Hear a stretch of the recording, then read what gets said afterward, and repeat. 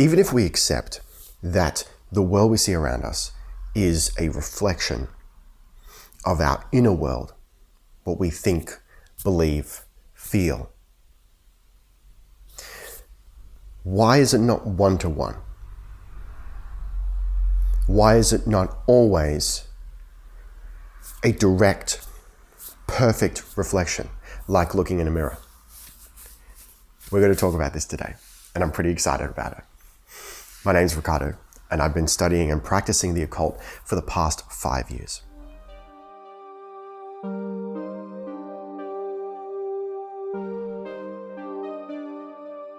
All right, so over the past weekend, I went to a all-day Buddhist meditation retreat.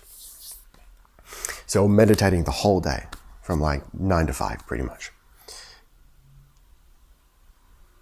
And in the middle of this, I had an epiphany.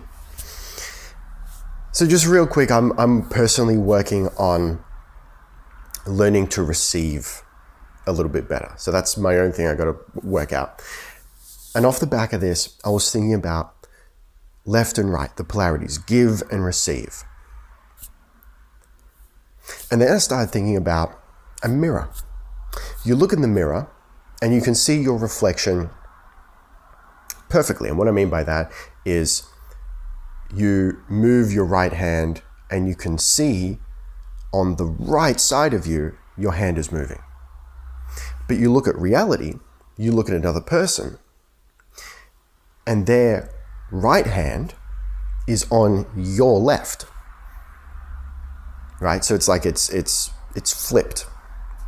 Why? Now this may seem like a ridiculous question if you're really focused on just the physical world, nothing else. You go, well, of course, that's, that's how mirrors work, and reality is not a mirror. But reality is a mirror. So why doesn't it function the same way as a physical mirror? Why is it flipped? And then it came to me. Because a physical mirror only reflects the physical world. But the reality around us reflects the internal world. Now let's not forget that the hemispheres of the brain are switched. Right brain connects to the left side of the body. Left brain connects to the right side of the body. The right is the masculine, the logical, the giving. That's the wrong side of the brain, right? It crosses.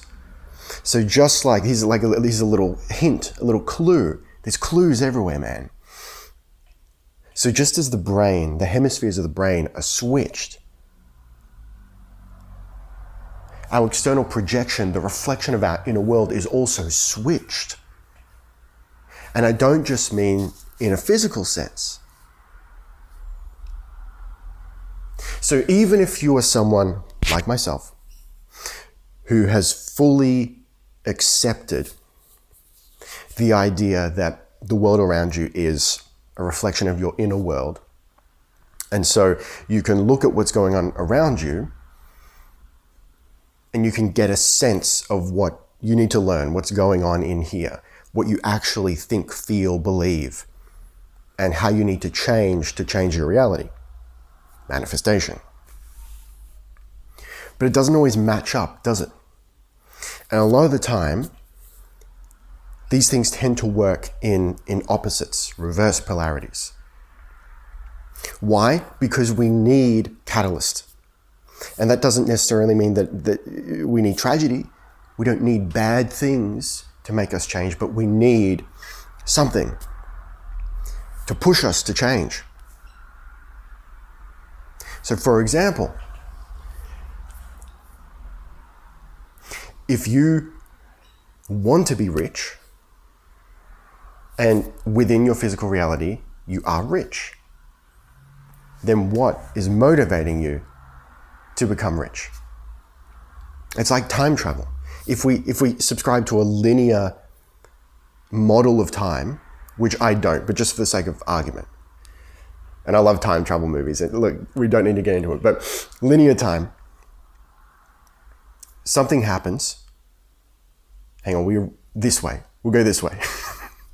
Something happens that makes you want to change the future.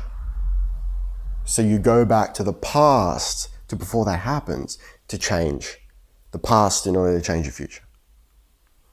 But by changing that event that inspired you to go back in time, it now negates the need to go back in time. And so you can't change anything, right? So coming back to reality, stepping outside of time travel metaphors, which are fun and I think sometimes helpful, but it's not exactly how things work. So if you have a desire, if you have a destiny, let's say, it's a heavy word, but I think it's an appropriate one. You have a thing inside you that says, this is where we need to be. Then why would it show up perfectly reflected? I need to make this happen. And then that happens in your reality, negating the need to strive towards it.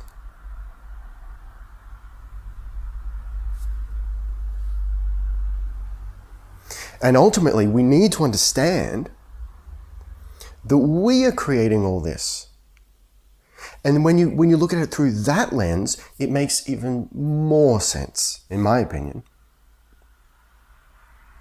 Because when it comes right down to it, we talked a bit about this a couple of videos ago. What is the law of attraction? If we need to bake it down, boil it down into one sentence, a law of the universe. You get what you expect. We are more than just a conscious mind. At the very least, we have a subconscious as well. We have a part of us that remembers things, that knows things, that the conscious mind, is not aware of. Like whenever the very concept of having your memory jogged, right? Something happens and it jogs your memory. And then all these memories come flooding in. Like, where were they before?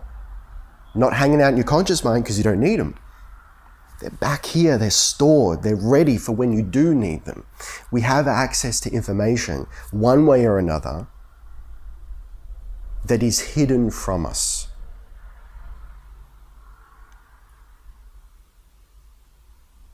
So what happens is, when we come back to the law that you get what you expect.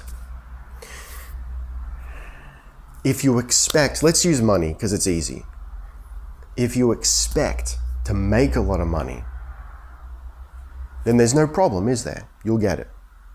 But if you want a lot of money, but you're not yet expecting it,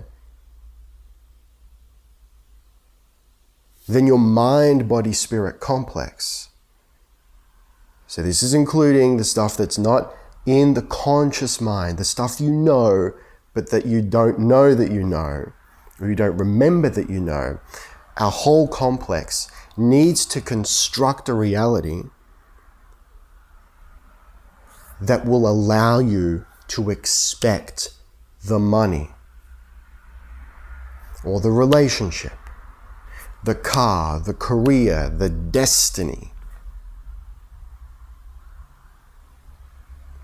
And we've talked about trusting the process, right? We really need to start thinking about ourselves as more than just the thoughts, because that's not us at all. And to think that that is our whole being when it's not even us in the slightest. It's something we do, it is not us. So when you want something and you know you can have it, then you get it, there's no problem. That's the law working as intended. That's the goal, right? That's where we want to be. But we meet resistance when we want something that we don't believe we can have, when we want something that we don't expect. We hope for it. There's doubt. But deep down we're going, It's not for me. Other people can have that, but not me. So whenever we work on like building the self-concept, just like in the Matrix, the residual self-image, remember how Neo became cooler the more he believed in himself? He was a dag at the beginning of the movie, and then he was like dripped out, the glasses, the jacket, beautiful, because he believed in himself. He became someone who could do the things that he needed to do. And how? By choosing to do it. The Oracle gave him a choice, his life or Morpheus's life, and he chose to give his life. And in a sense, he did. He sacrificed the old self to become the new self. Alchemy. So we need to become the version of us that expects what we want. And that's what we struggle with so bad. We all do it.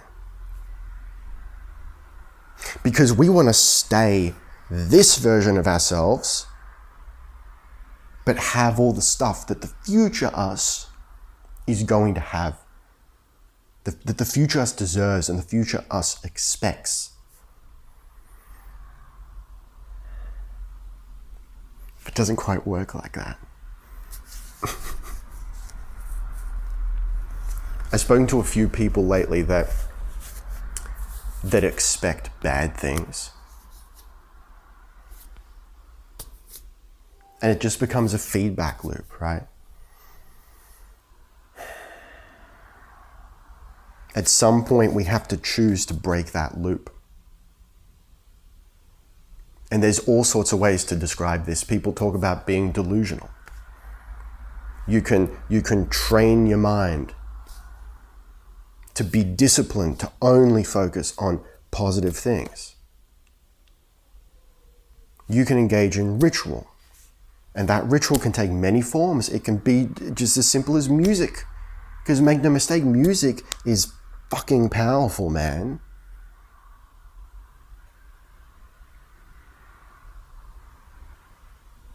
Every culture on the planet has created music. Why is that? We're going to talk more about that in the future, when the time is right.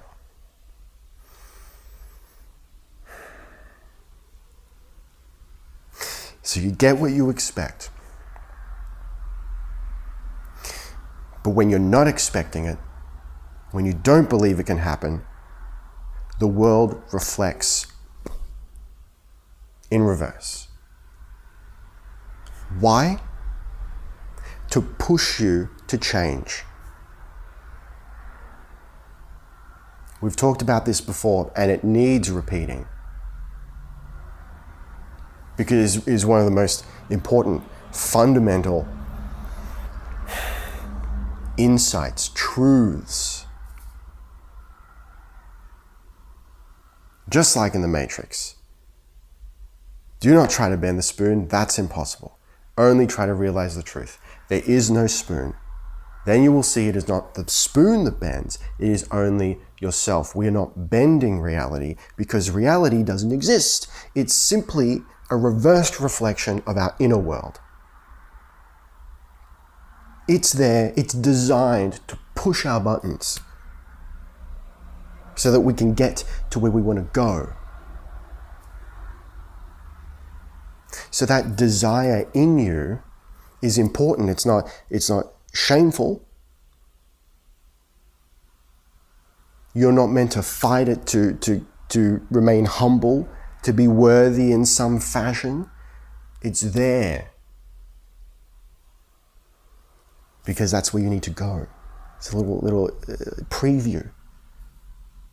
So everything pushing against that desire, everything it tells you that you can't have it, all that evidence telling you that it's not for you, is a reflection of that desire in reverse to push you to strive towards it.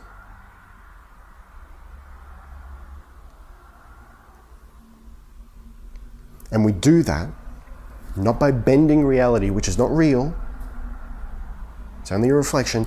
We do it by bending ourselves. We change ourselves.